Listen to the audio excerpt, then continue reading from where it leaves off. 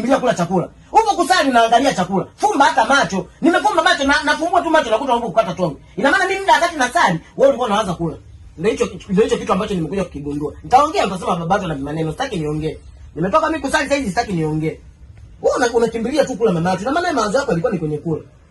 Cheki unapokimbilia na ni maharage hapo karibu. Anza hata kutongezea maharage mama yako. Nakimbilia tu kwenye nyama. Nitakuwa sinunui sasa hivi.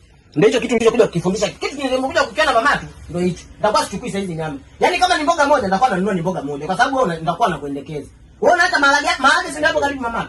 Unashindwa tu kutoezea kwanza maharage.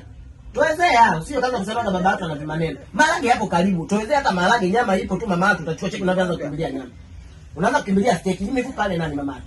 Ina maana mimi mifupa ndo niwage nakula mimi. Wamechanganya nyama na mifupa mama yako. Unaweza kaanza hata mfupa nyama steak unakuja kumalizia baadaye. Nitaongea utasema baba yako ana vimaneno. Nachoka mimi. Wanakwambia kula ni ibada. Usio unapiga kelele muda wa chakula. Wewe unataka uanze kuleta makelele. Chakula ni ibada. Muda wa kula mama yako unakuwa unakwenda na chakula. Sio lazima aanze kuleta makelele.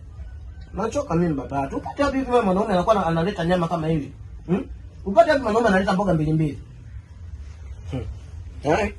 Nikiongea kama hapo nitaongeaga kama naingia. Afu hii nyama mama yako. Na maana siku unapochukua hicho kiasi. Unaona kiasi kiko kimoja mama yako. Katanisha. Unaweza kukatanishia hata hapo kwenye bakuli, katanisha kiasi kipo kimoja.